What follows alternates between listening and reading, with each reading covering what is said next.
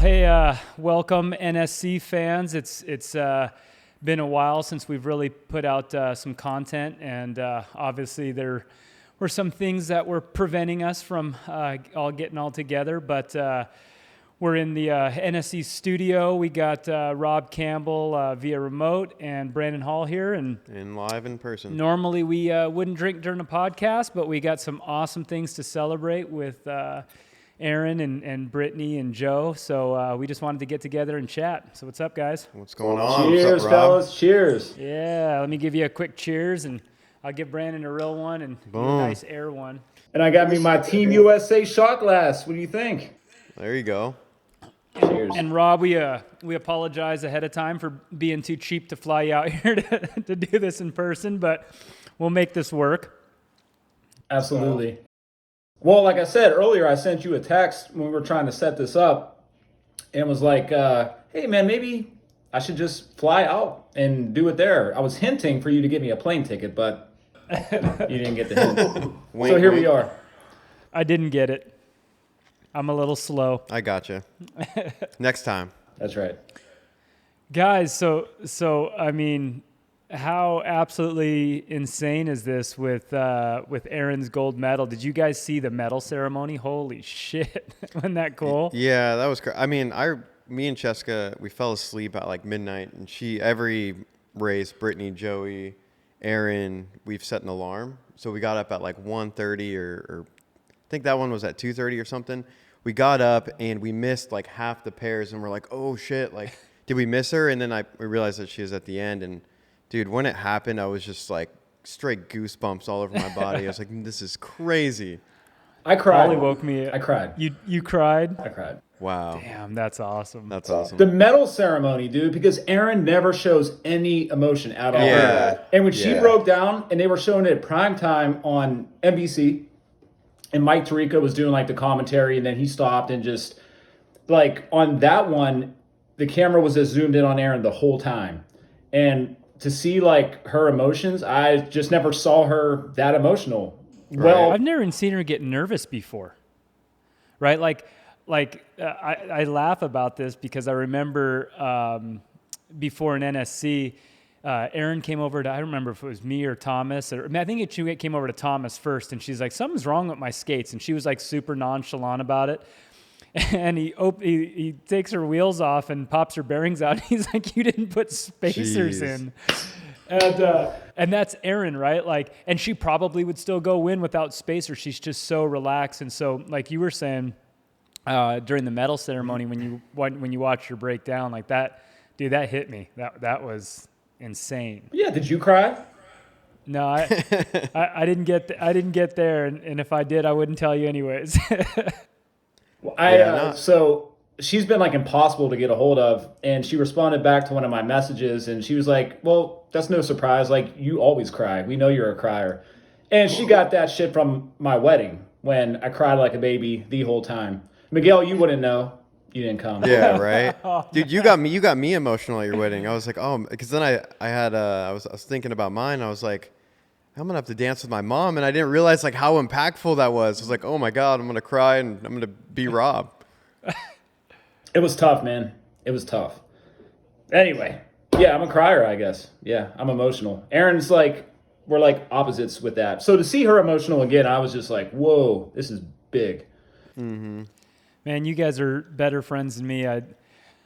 I'm too old to be staying up till 3:30. I tried, but Holly woke me up, and I wasn't even in the right state of mind yet. And she just puts the phone in my face and is like, Aaron won. And I was just like, what? Especially with the whole story that led up to it, right? Mm-hmm. Like you could literally make a movie out of this. Like her story is the most incredible story ever. So it's I don't know, man. I'm still in awe of all of this. It's crazy. And it's nuts, man. Yeah, Brandon. No, I just think it's crazy. Like we're talking about earlier before we started. It's just weird when it's somebody that has been so close to us through NSC. You know what I mean? And now they're out there. Now they're on NBC. They're getting reposts from Michelle Obama, from Hollywood actors, and you're just like, holy crap! Like, this is huge. This is massive. So it is. It's so big, and one part of it for me that I view that I feel like is a little bittersweet for the inline community is that Aaron's skill set and talent level, it's not like that changed, right? Like to win a world championships on inline skates, to me is equivalent. I'd argue that I actually think it's harder just from the standpoint that there's more participants in inline skating than there is for ice. And in our community, if you win a gold medal at Worlds, it's everything to us. But in the outside world, it doesn't really mean anything, right? And so to see her get acknowledged the way that we wish, I think, inline skaters would get acknowledged for accomplishing the same feat, it's amazing because she's our friend and we love her and we support her and we think this is one of the coolest moments. But the bittersweet part is, wouldn't that just be awesome if she would have got the same acknowledgement on wheels? Like, how cool would that be? Oh my God. Huge. And I know. she was... I think... Go ahead. No, I was like, she was big leading up to the games. She was one of the faces of the Olympics with all the media, with her sponsors. And then it was like, soon as she got that gold, man, like, life-changing. I mean, we see it. It's life-changing. I mean, she had Oprah send her a message. She was on, I think she was on CBS this morning, and she had Oprah Winfrey sending her video messages. Like, what? Dude, and by Michelle the way, Obama. Aaron. Yeah, I think we're getting to the upper echelon of women now. But I'm like, Aaron, like, you don't know Michelle Obama. You don't know Oprah. Call me back. Call me back. Answer my text messages, my Snapchats. Rob's just fangirling right now. He's on her Snapchat or Instagram. I'm hitting her up on every platform. I'm like, Aaron, you there? You there? And dude, she definitely has like a PR person like doing her, I think, like because like on some of the her Instagram stories, it's like you see her in the story. So I think she has somebody doing this stuff for her now. It's crazy. I'm just laughing because I know if Rob got that gold, as soon as I text him, he'd be like, who dis? Yeah, new phone. That is not true, man. I would be like, we're going to Vegas. We're doing something. Oh, yeah. Going to Vegas. Well, that's the thing too, right? So that's kind of the struggle with all of this is that if you want to go and celebrate this and imagine, that moment, right? Like this isn't like getting a promotion at work where it's this long-lasting thing, right? Like this accomplishment happens. Really, you got a 3 to 6 month insane tidal wave that's going to come over, hopefully, right? Talk shows, media, all the things that go. And if you make any mistake in your personal life, that gets taken away from you. So I don't think you get to do the Michael Phelps and go and have fun, right? Like, yeah. So that part kind of sucks a little bit, but she's making it work, man. It's just so crazy. Like I still think about it now. Like when I was watching some of the other races, like, damn, Erin just beat everybody in the world at something that she's only done for a few years. Yeah. That's my favorite part about all this. They're just like, yeah, and she just started skating a few years ago. You're like, time out. Yeah. Let's go a little deeper. Yeah. But still, though, like ice skating is completely different. It's not completely different. I've skated. You act like I haven't skated ice, dude. I know. Like I've skated. But I'll tell you this: if if Usain Bolt puts on ice skates for 5 years, he ain't figuring it out that fast. How do you know? That dude's like one of the best athletes of all time. How do you know? Don't get me with that. My point is, let's not pretend like the inline background hasn't been a substantial help for anyone who's 100%. Transitioned. And this is so on the way here, I was talking to Rob trying to figure out how the heck we were going to do this remote. And, we started, of course, we went straight into the combo. I was like, hey, let's save some of this for later. But one of the things that we were talking about is like in the ice community, if you get to that level, if you're Corey Stoddard, shout out to Corey, amazing Olympics, first Olympics, by the way. If you're Joey, if you're Brittany, if you're Aaron, if you're any of these skaters that have an inline background and you get to that level, what I always find so funny about all of this is that when the media cuts back to the group that supports you, it's a big ass group of inline skaters. There ain't one ice skater in the cheering squad, right? Like I was laughing because when they were doing all the Florida parties, it's Cheska's little sister. Yeah. It's, you know what I mean? It's the inline community, and the inline community has always had their back. And that's one of the things I really, really love about our community is even though that they're not accomplishing this thing technically in our sport, we still feel like they're ours, and I think that's amazing. No, I get that, definitely. But I always wonder, like, are we always, like, going back to being bittersweet about it, like, what's the end of being the grassroots program and going into something that's more like what we're doing with NSC, but like that's what I really want to see is like being at the same level. Yeah, there's gonna be people that transition from inline to ice, and maybe even get some ice skaters that transition over to inline, but it would be nice to work our way up to being some of equal on the professional side. Yeah, I'll let Rob go here in a sec, but one of the things that you also have to remember is I was on Instagram scrolling, and you guys ever seen that picture of Jeff Bezos where he's like in this little dungeon room and there's Amazon on the back wall, and you're like, if you saw it today, you'd die laughing, and you go, that guy's not making it, right? The message on there was never compare something like, your step 1 to someone's step 20, right? And we forget about that. Inline speed skating is still in its infancy, right? Like, not to us, we're dinosaurs, but the reality of it is like inline skating wasn't a competitive sport until 1992, right? Mm-hmm. So it's going to take us a while to continue to keep building this brick by brick by brick. Very recently, we're starting to hear that there's a very high probability that we're going to see world championships for indoor skating, which to me is the thing that's going to take our sport to the next level. I don't think you really could have a format like long track ice for inline skating and people to be entertained by it. So I think you're going to need something like an NSC type format, and maybe at a world championship level. I also think that all of the things that this group of inliners are doing, they're doing it so much better than our previous group. Like, without talking too much smack, I was always so bitter at the previous group of inliners because they let the media call us rollerbladers, and I'm like, dude, you're supposed to hold it down. Mm-hmm. And Aaron's held it down, Joey's held it down, Brittany's held it down. Corey is the new hybrid. She still skates inline. Oh, she's like, I'm an inline skater that also skates ice. So I love that. I agree. And Joey Cheek has done a really good job too, I think. Dude, he's amazing. Yeah, man. He's so good at what he does. Like, his commentary is really good. And I like how he always puts the emphasis on their background. Like, it's inline speed skating. It's not rollerblading. Like, it's not, you know what else? You know what else?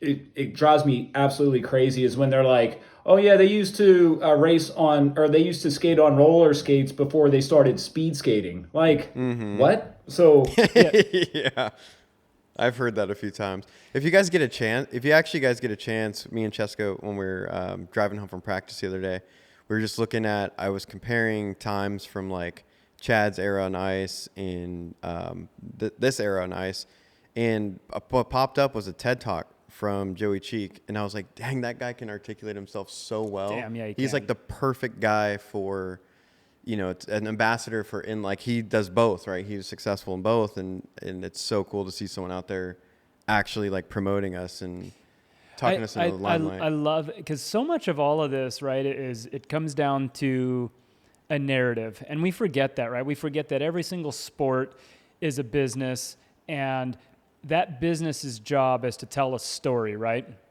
And prior to Joey Cheek, the narrative was that it was like some kid with a dorky helmet, knee pads, and elbow pads that somehow was doing this, dorky sport that transitioned to this really cool. Don't forget about the spandex too. Well, the tights. Well, yeah, right.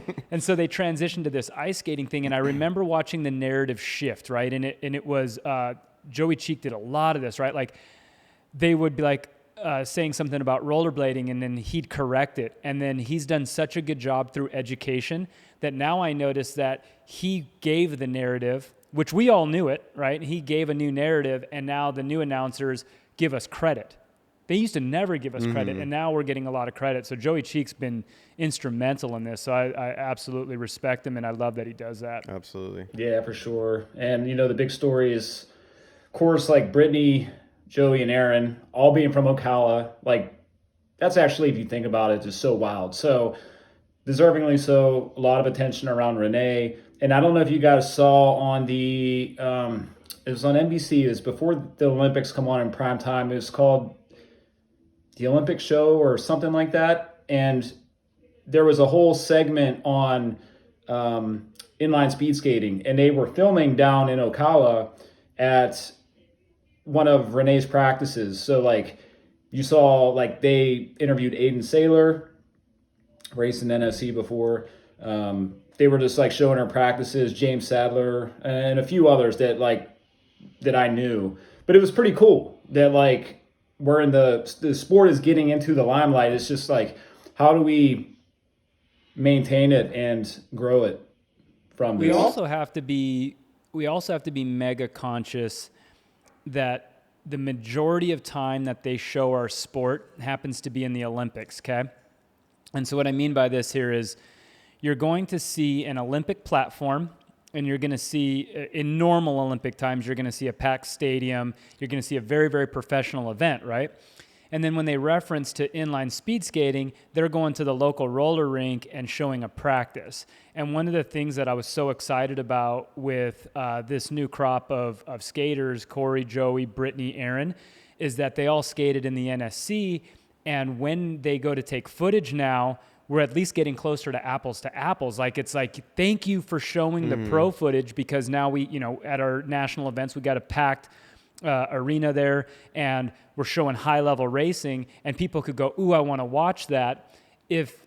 Imagine showing an NSC event and then going to the local ice skating rink and saying, see, they transitioned from ice skating to this. We'd make ice skating look terrible. So it's been great that we're seeing all this NSC footage on mainstream media, because I think it really will help people respect our sport versus seeing the grassroots, which is important to us, but for the typical someone watching for a spectator, they want to see high level racing. So for sure. And I think we all have to remember too, like, we kind of have the same time window too. Like if you're following the engagement, like, I'm sure Rob has been fangirling, and you've watched Aaron's followers over the past 2 weeks. You're like, okay, 40K, 43K. Now she's at like 50 something thousand. And you got to imagine, like, some people are taking full interest in Aaron's life, obviously, but they're also going to look at her background. And when they scroll down, they're going to see all this inline stuff. And that person's going to go through this rabbit hole. We've all been through that in some circumstance on social media.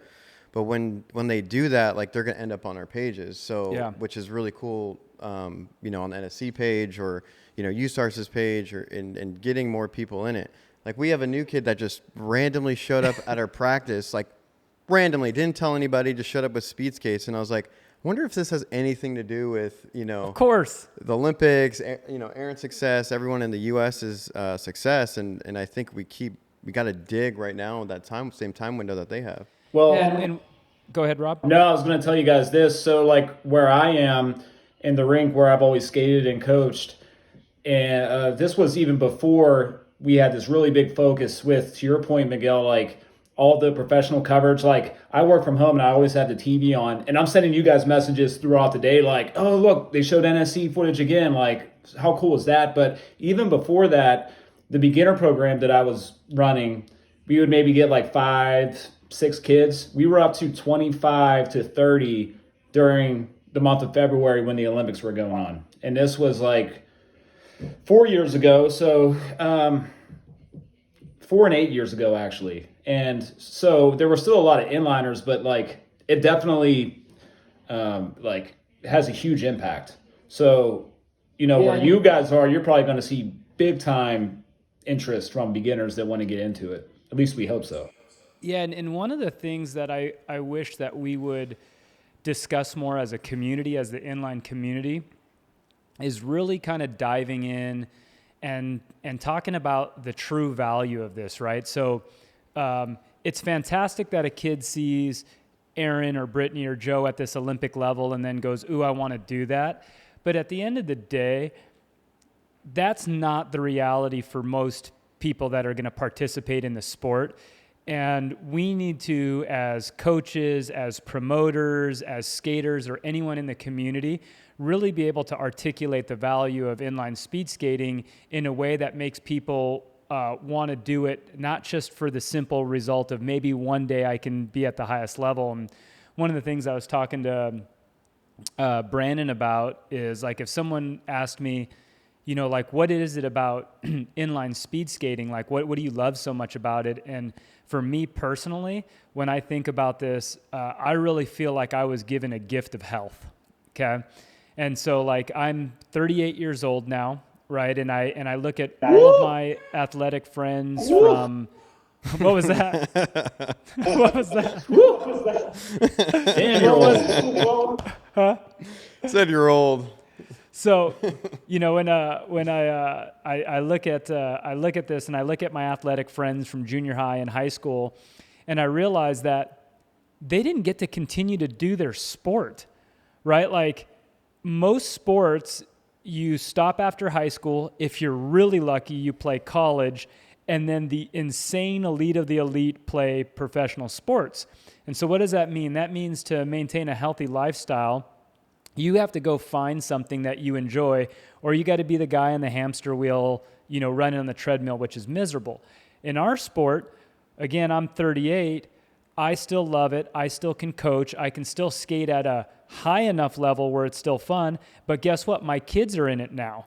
And so this is this lifelong gift I've received of health, along with the relationships that I've created through the sports, the work ethic that carried me over into my professional and business life. Like, I can go on forever. Like, skating is the foundation of who I am.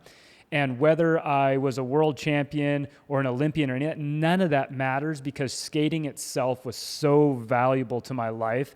And I wish that we could talk to some of these kids. I mean, me and Brandon grew up in a little, area that wasn't the best in Federal Way, Washington, right? And if we didn't have skates, I don't know the direction our life would have went. It would not be good. Our friends weren't doing good things, man. That we weren't. Apollo talks about it, and he left Federal Way younger than me and Brandon did, right? Like, so if we didn't have skating practice at regularly, it was really easy to get yourself into some trouble. So, absolutely. And for you both, I think it bled into your career. That's why you're having successful careers, because you're competitive, and a lot of things that we get from sports. And yeah, the health thing is huge, of course. I mean, it's huge. But even like with, from a business standpoint, I mean, you're looking at stack rankings all the time, numbers, you're looking at your peers, and there's that competitive side, I think, that comes out of us that we could take into our career. It's like all these, everyone's like, well, what are you going to do when you're done skating? Like, well, of course, I think, at least I hope, a lot of the inliners that we're seeing in the Olympics are going to want to get back on wheels at some point. And kind of mix it in, especially like off of Olympic years. But they're all going to be just fine as long as they find what they want to do. Like, Erin has 2 degrees. She's working on a 3rd. Joey's just super talented. Brittany also. Like, Corey, like, go down a list. They're all going to be just fine in careers when skating is done. So there's something to be said about that too, I think. I think we all forgot that all of our fiancés or wives came from skating. Oh my God. Think about that. Like, we would not be in this position right now without skating and those, those experiences. Like, when I think back on like the best times of my life so far, everything has been like a skating trip. Like, when we went to Colombia, that was like one of the best times. So Ron's in the background smiling because he had such a great time. Dude, Ron was going to move there. Ron was done with the U.S. Yeah, man. dude, he's ready to go. I'm moving to Colombia. Yeah, man. So it's like, it's everything. That's hilarious. I start going down the list of my friends, and for some reason I never put myself in the category of realizing that my wife came from skating, but because I didn't meet her, we didn't get together while she was skating, but I realized that, that's but it the can't, that first interaction was from this is so funny because, and going back to this health thing, my daughter, who's 7 years old, skates practice with her grandmother. Yeah, that's cool. How nuts is that? They skate the same practice together. Vera's goal is to beat Grammy. Vera talks a lot of smack. She's coming for Grammy. She tells her She's getting close. She's getting closer, right? And you can tell she's getting. Amy's getting a little bit. I'm out there all super, Rob. I'm out there all super hype. I'm like, Grammy, no free lunch. Pass her. No free lunch. I hear that. You know what's funny too? I told Miguel, his daughter has a little bit of Miguel, Amy, and Holly all in one. Like I see some of Amy's form. Yeah. It's so cool, man. But to your point, like the whole family could do it and can compete, and you could travel and you can meet. Like, listen, we're all great friends. I mean, we're a part of each other's weddings and like life events. If it wasn't for skating, we wouldn't have that. And my lovely wife, to your point, I mean, she brought me 3 national titles. Okay, right? 3 relay titles. And I got like a stack of wins awards because she was winning nationals. So like, hey, you know, look at you. But yeah, man, it's cool. Yeah, it's cool. So, and that's something also that like we can do together. Like we can go work out together. We have the same thing in common. So guys, if you're not in skating, go get you some skates. Maybe you find your wife. Get in shape. I don't know. Well, that's the one thing too, which I think inline skating has such a large success in the ice world, is because inline skating is accessible, right? So like typically the entry into the sport is you could go, down to Dick's Sporting Goods, buy yourself a pair of rollerblades, start skating outside, all of a sudden like going fast, and eventually you fall into some type of speed team. If you want to be good at ice skating, you can only live in a handful of places in the country, or you have to move to those places. And so even though inline skating has become kind of a developmental sport for ice, it is bizarre to me because the people that tend to leave inline tend to leave after they've already accomplished major things in inline. So it's not like they're on the come up, right? Like Joey Mantilla, had he have switched to ice during his prime of inline, he'd be the most, I hate to say this, but I think he'd be the most decorated Olympian for ice skating because that kid was a monster in his prime, right? He left pretty late in his career, and now if he, knock on wood that he pulls something off on this mass start, he's going to be definitely one of the older Olympians that's with a medal around their neck. So it's pretty damn cool. Oh yeah. Yeah. So, anyways, what was I going to say here with this is that these things, we really, really need the community to come together and share a common narrative, because what ends up happening is right now we're in a very divisive place in the world, and I hate that, right? Like, and it's carried over to other things. We see it, our community is so close, so when things are great, you can tell that things are going great, but when things aren't going well, you see more bickering happening online, and we need to be more conscious as a community that we're sending a positive message out, right? And it's like, hey, let's not air our dirty laundry, right? Definitely. 100% agreed. It's a little too much been going on. It's like the hyperboard. You guys remember the hyperboard moved over to Facebook, and now everybody can see it, not just in a hidden spot. So social media has so many good things and bad things, really. Like, it's you see the good and the bad, that's for sure. But I agree, Miguel. Like, how do we together? Because let's face it, we're not a huge community. We're a tight-knit community, and everyone kind of knows everybody. But how do we all work together to get to where we want to go with it? You brought up a good point too about like accessibility when we talk about like ice and inline, and the cost associated with that too. Like, even if you want to start dabbling into some like short track ice stuff, dude, let's talk about ice time. Yeah, ice time. I remember like when I tried ice for a few months, I tried it. I was like, Dad, I don't know if we can afford this. Like, dude, this is insanely expensive. This shit's insane. Yeah. 2 practices will probably equal like a month of inline dues. Mm-hmm. And we're lucky in our area because if someone wants to skate, like Brandon brought up this kid that's been showing up to practice, and he kind of just showed up out of nowhere.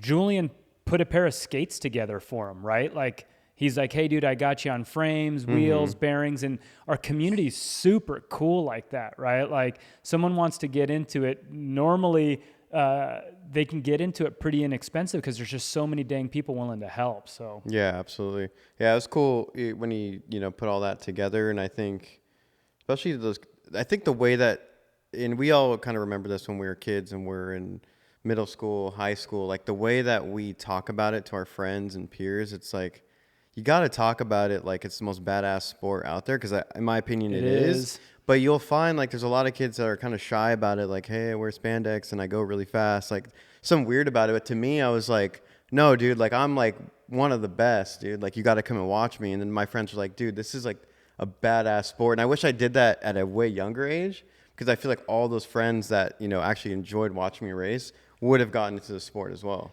Yeah, guys. Go ahead. No, I was gonna say, man, I would always catch shit too for like growing up, like, ooh, you gotta wear spandex, a leotard, whatever. Like now you can't really say that. Like spandex are cool now. Like go to an NFL game during warm-ups. They're all wearing spandex and tights, man. Come on. You just can't be afraid to slip it on. Now, like right now, I'm not in the best racing shape. So do I want to be prancing around in my uniform right now? Like probably not. But I'm there with you. We also need to be more conscious as a community to what we promote, right? And so I think a lot of the community believes that any type of promotion is good. I don't believe that. I think that we should be really hyper-focused on putting our best out there, right? And I just think we have a way higher probability of attracting people if we're conscious about the content that goes out, right? If you have a choice to and I can say this now because I'm old. Like we were joking about this the other day. I'm literally at the age now where when we go to race, the kids are like, "Oh, cool, let's go home." Like they're not watching us, right?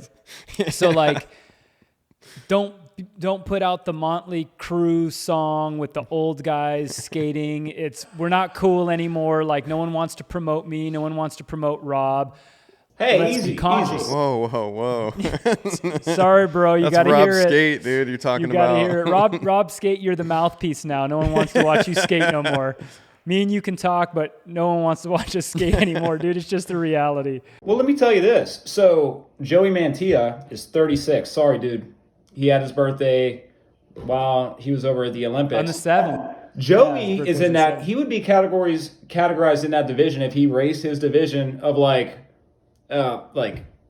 Masters up, man. Let's go catch some lunch. Good try, bro, but he doesn't race that division. Yeah. Well, no, of course. But he's still at the top of his game. Like, that's what I'm saying. So, dude, don't be talking shit, because I'm going to see you at Nationals.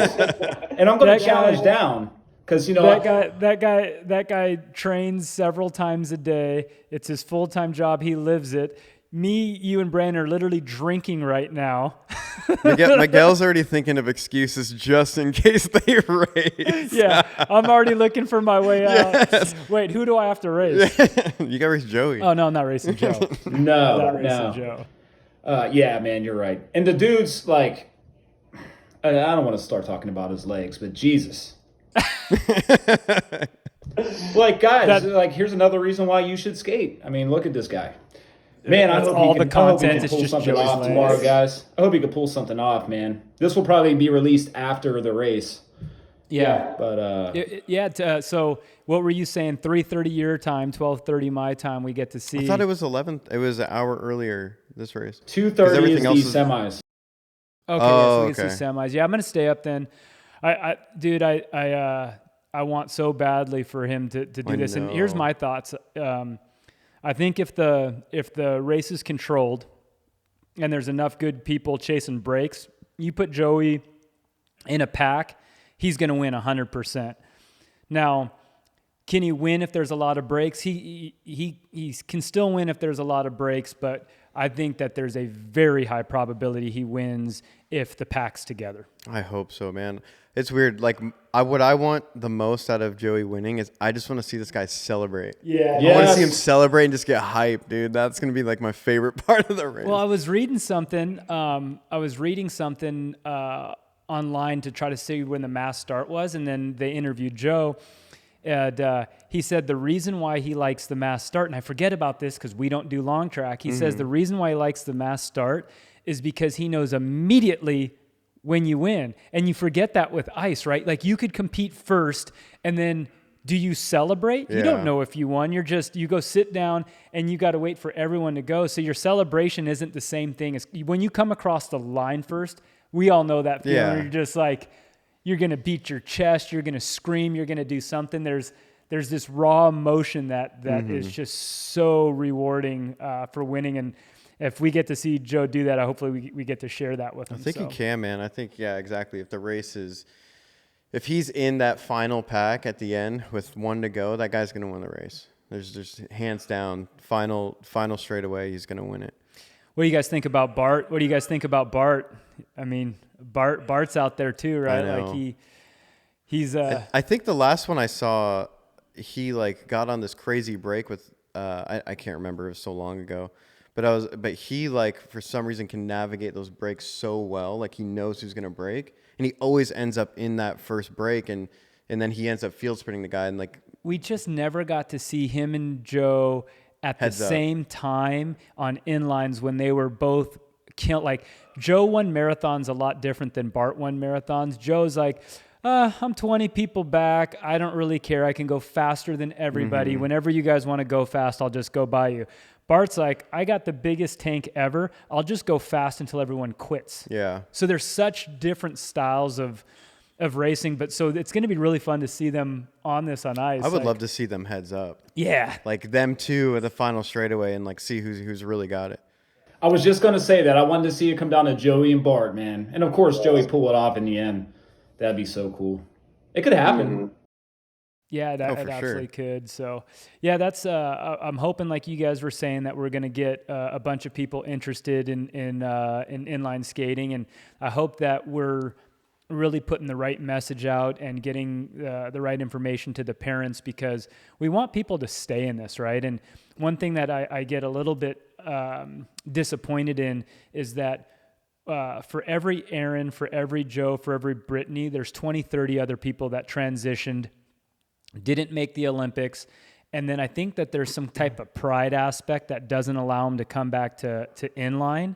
So they don't get that lifelong gift like we talked about. Like, you know, the reality is we all still put on our skates. And so a lot of these guys, they kind of hit kind of a mid-level with the height of their sport, and then they go, well, I can't take a step back and go back to inline. And that really disappoints me, because there's so many quality people that could come back into inlines and keep our numbers up. Agreed. And even people that have left the sport early, like not even chased the Olympics or chased, you know, getting a world medal, even when you talk to people and you convince your old buddies, like, hey, come back and, you know, come skate with us. The thing that they're going to say is like, I don't want to come back. I'm just going to, you know, I'm going to suck. You know, I don't want to get beat. And it's like, how long is this pride going to last? Like, come back and exercise. Like, maybe we should just call it, come exercise with us. I never told you guys how I ended up putting my skates back on and how NSC kind of came together. This whole thing is all kind of funky. So Doug Glass moved his company up to Washington, and at the time Mantilla was skating for Doug's company, and I think it was Legino at the time. I can't remember which one. Mm-hmm. And Joe calls me and he's like, dude, like, I have no one to skate with. And I'm like, I'm not the guy, bro. Like, I'm 20, 30 pounds overweight. And he's like, just like, I don't know. He convinced me to put my skates back on, and somehow I dropped weight pretty quick. And we were at regional championships, and I had this concept for NSC forever. Like, it was just like, why? Like, I always wanted to show everybody the sport through the pros' eyes, because I always felt like we viewed it differently, right? Mm-hmm. Like, there was just kind of this thought process that was a little bit different from the pro level. And you know, and like back in the day with Carter and Jeremy and all these guys, there was just something special about that. And I was like, how can we take that little special part and show it to everyone? And so I started coming up with this really primitive concept. And we were at Oaks Park in Portland for our regional championships. And at the time, I don't remember, Joey just had won a world championship, and obviously it's Joe, so he's the most decorated guy. And for Skater of the Year, they gave Skater of the Year to a juvenile boy over Joey, who was in our region. And the light bulb went off for me, and I was like, well, we have to have some type of separation for true pro and amateur, because what kind of slap in the face was that for Joe and for the rest of the community? If you never take Joe out of the equation, it's unfair for all of the amateurs. There's never a time that they can shine. And so I started talking to him about it, and he got it right away. Like, I was shocked at how fast he got it, because anyone else I pitched it to, they'd be like, I don't get it. My kids don't get to race. Yeah. And Joe got it like immediately. And so from there, we took it to the Pattison family, and we were like, hey, we got this idea. Can we throw it at the rink? And that was kind of the whole history of it. And so, you know, for me to see this whole progression, and you know, I'm really hoping today that this is kind of the end of an amazing story. If Joe can pull off a gold from all of this. So I think it would be so damn cool. Absolutely. And, you know, we talk about like a lot of these guys that like, they don't come back. I hope, and I don't know, I'm still trying to talk to her, that Erin is one, I think just because she loves roller skating so much, whether it's derby, whether it's just racing, I think she just loves to race. She loves being on her skates. So, I mean, we'll see, but I could see her still racing inline races. It'd be really cool. I think one thing that would probably prevent her from it for a little bit is the fame aspect, right? Like, that's going to be a little intimidating. But the funny part about fame, and Dave Chappelle talks about this, is that in his hometown, nobody gives a shit that he's Dave. Like he's not Dave Chappelle to them. Like, he's just the dude that's there. And I noticed that happen with Mantilla on our team. The first month, he was Joey Mantilla. The second month, they're just like, I don't care at all. That's just Guy. Yeah. Right? So I think if Erin comes back, it'll be a little chaotic at first, but then everyone will remember, oh yeah, I've known her since she's a little girl. Okay, let that down, and she can come back into the community without it being so hectic. And I'd love to see her back in, because I tell everybody this. One of the last Grand Champion women's races, it was Cheska, Erin, Kelsey, and Corey. And we haven't even talked about that yet, right? Which is a cool part. But those four, we need those women racing. Like, holy smokes. Like, I'll take watching them race over watching any Olympics, because they were just so damn entertaining. It was exciting. You said that. I was talking to Brandon about this, and Brandon brought it up, which the media hasn't picked up yet, is like, you got Corey skating a different sport, and you got Erin and Brittany and all them skating a different sport, but they've competed against each other in our inlines, sport. yeah. It's kind of the median in between, which is cool. And yeah, I don't know why any outlet hasn't picked that up, because that's a cool ass story. Really cool. That is. I can see Corey too, right? Because Corey always comes back and skates inline. Dude, Yeah. Corey came and skated practice like a week before the games, and No I told her, way. I was like, Corey, like, Yes. chill. The kids didn't really know who she was, and so we got some like new upcoming kids that are getting fast way too quick. Like, you know how it is when the kids start getting fast and they're not good yet, Yeah. so they're dangerous. We're telling the kids, nobody pass Corey, and me and Brandon are looking at ourselves. We're like, you know, Corey, she's going to do what she wants to do. We're not going to tell her not to take her skates off. But we're like, please be careful. Like, I do not want to be responsible. You should maybe not skate. You're going to be racing in the Olympics in like 3 weeks. Like, it's not smart. Dude, from her skating ice, her pressure points were so solid that she would go around the corner and then our wheels would just start screaming. Really? And I noticed that like her, like, you know, hip placement's really important for skating. And if you have loose hips, you can't really create the pressure. She was so solid. And I was like, damn, like, give her 2 or 3 practices and she's dangerous fast. Dang. Well, see, there you go. So it's not like she could do it. She's different, though, man. Corey is a beast. She's She's a gamer, dude. she's a gamer. She's game time. She breaks her nose and just wipes it off and is like, I'm good good. news, I can skate. Yeah. I'll be racing tomorrow at 3:30. Well, when it came out, she broke her nose. I'm like, how the hell did she break her nose? Like, and Did you watch the slow-mo? Did you see? Yeah, it was bad. Oh my God! Somebody got the picture like right when her knee was connecting with her nose. She's like, put some tape on it. Let's go. I'm ready. I'll use it as a breathe right strip. Open up my nasal passage. I can. Right. Oh, geez. Well, hey, let's get this wrapped up. We probably don't want to go too long and bore everybody, but really the whole purpose of this getting together was just let you guys know the NSC crew is still here. We're really working towards putting another event on. We don't want to promise anything yet, but our crew's dedicated to it. We're all down. We're really hoping we can do something at Nationals. Again, no promises, but the conversations have started. And then the other thing with this is just to tell everyone in the inline community, reach out to Aaron, reach out to Brittany, reach out to Joe, reach out to Corey. Let them know that you support them, we love them, and we're all proud of them. So absolutely. Rob, any last words? What's that, Miguel? You want to sign off with anything? No, man, you couldn't say it any better. We hope to see everybody soon, man. It's been a long time. It's been a crazy past 2 years. It's been a long time. God, it's just been such a long 2 years, man. And I'm just ready to get back to events, seeing people. And I'm ready to announce again, man. I got these pipes ready, dude. I haven't screamed in a while, so I'm ready to go. And I look forward to seeing everybody, man. That's all I got. Awesome, guys. We'll see y'all soon. Cool. Later. Peace.